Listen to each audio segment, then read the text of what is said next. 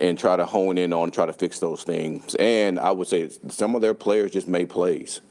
And I said this yesterday, man, this is a playmakers league. Between the quarterback, the receivers, some of their defensive backs and their D linemen, those guys made the plays that should have been made, and we didn't. So, again, it was not total effort. Scheme, we have to look at some things they did that was pretty challenging, and that happens every week. And then just, man, those playmakers they really made some plays. And this quarterback's a good quarterback, and again, that's nothing that's new for you guys to know, because we talked about that. But it definitely wasn't just total effort. In saying that, any questions? Just to follow up on what you just said about not being effort related, as you indicated yesterday, is there any specific thing that when you're analyzing that, when you go back and watch it on tape, what do you look for specifically? Or is certain things in certain plays or techniques, or how do you know that? Yeah. I mean, there were a lot, especially when you go into that fourth quarter. I mean, you saw our guys running to the ball. You saw our guys making plays. Even when it got to a point where all they were trying to do was run the ball, our guys didn't back down from that at all. And I would say that most of the time when that happens, I mean, that's when you have an effort issue. You saw our guys; they were running on and off the field the whole time. Man, it was nothing about them that they were throwing up the white flag and they were quitting. So, to me, that's the one thing I really want to look at and see how that was. Again, schematically, were there some things challenged? Absolutely. But, again, our guys did not quit. I mean, they were running to the ball. They were trying to defend the pass. They were doing all those things they need to do to try to win that game. And that was evident when you go back and just watch the game. And again, watching it twice, that really showed up. Aaron, how much do games like this and, the way the last 4 games have gone, how much do they challenge your resolve and your belief? Because you're big into don't ever waver and stuff like that. Yeah. But does it make you second guess anything that you're doing or trying to do? I mean, I know the circumstances are tough right now, but does it challenge your belief at all? No, it doesn't. It doesn't. I think there's a certain way that you win games in this league, and I think most coaches feel like that.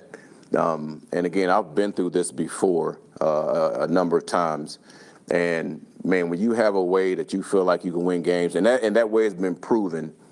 I mean, I don't go away from that at all. I mean, obviously you want to tweak some things here and there depending on your team and how you want your team to be built. But when it comes to how you win, there's nowhere at all that I'm wavering from that.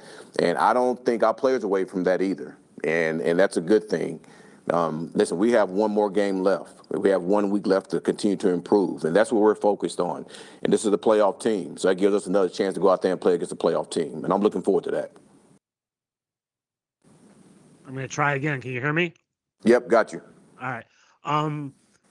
The scores these last few weeks, AG, you're losing by more than 21 points, I think 4 straight weeks. How much does that A, bother you, and B, concern you? Absolutely, it bothers me on a number of different levels, because you want to play complementary football. And listen, these games, and I told the players this during the week, there are some weeks where you see the worst team, end up beating the best team. I mean, you saw Cleveland end up beating Pittsburgh yesterday, so you never know how these weeks are going to go. The only thing that you can control is the way that you play. Right, so complementary football is something that we've been striving for a while, and we haven't had a chance to accomplish that, and I know that. So even when we are defensively, even when we're not as good defensively, man, we need our offense to come along and be able to help, along with our special teams too, and it goes vice versa. When our offense is not doing well, our defense has to do a better job, and I think you saw a little bit of that early in the season where our defense picked it up when our offense wasn't moving the ball as well. But right now, we're just not playing complementary football. No coach likes to lose by 20-some points. I mean, that's obvious. The thing that we got to do is, man, how do we eliminate those things? How do we as players, make these plays to make sure these things don't continue to happen? AG, not to make excuses, but Yep. Like when you're evaluating all of this and you look at that film and you see the players that are out there, do you try to balance it with the fact that, a lot of these guys are young guys, a lot of these guys may or may not be on the roster next year? Like, what does that factor into, like, the big picture when you're looking at these final scores and that kind of thing? Listen, we have a way that we want to play every game. We have a way that, like the question before I asked, there's a philosophy on what I think wins games. And to me, I look at that and I look at our brand as, man, this is how we're going to go about doing things. And it doesn't matter who's in the game, because those guys are coached, those guys are in meetings, and we expect you to play to a high level. So when I get it, we have, 3 rookies that's playing. But it doesn't matter. It doesn't matter at all. I mean, we got to go out there and we got to execute and we got to play.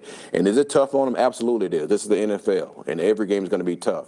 But no one's going to make any excuses by who's in the game, who's not in the game. Guys, we got to work our asses off, and we got to win our one-on-ones and compete at the highest level. What's the latest on Tyrod? Is he back with the team? Say it again. The latest on Tyrod Taylor, is he back with the team, and what's his Well, status? I'm gonna talk to Tyrod later today. Again, it was a personal issue. I really don't want to get into that. That's something I want to make sure we keep between just me and Tyrod. But I will talk to Tyrod later today. Aaron, just one game management question for you. So in the final 2 minutes of the first half, it's 28-3, Yep. right? You bang a timeout. I think it was like a minute 48 left. You used 2 timeouts there. Are you thinking? Yeah, Are you thinking you. I just want to get another possession, even Absolutely. though this is not Here's- going? Yeah, going here's your way, what you know I'm what I looking mean? at. I didn't mean to cut you off. No. Here's what I'm looking on. I think it was 28-3. We had them in a backed up situation. I think our punter did a really good job putting them in a backed up situation. I think we had 3 timeouts. The first play they had a running play. It goes to 2nd and 7. I bang a timeout at that point. And absolutely, man. I'm trying to give our offense another chance because I know we're getting the ball back coming out of halftime. So, and then they throw a ball which is incomplete. It ends up being 3rd and 7. Then at that point, I'm like, man, we have a real shot. I'm talking to Tanner now. I'll go from defense to talking to Tanner, man, let's get our 2-minute situation ready. Because if we can go and score, right, and get to 10 points, then come back at the halftime and score again 17 points, man, it's 28-17. We're back into this game. That's the only thing I'm thinking about as a coach is how do I give our guys a chance to get back in this game? Along the same lines, in that same situation, Vrabel called a timeout with 19 seconds left, which kind of raised some eyebrows. What did you think of that? I don't know. I'm not with the Patriots, so I have no idea what the thought process was. All right, it seemed a little unusual. Did y'all ask him?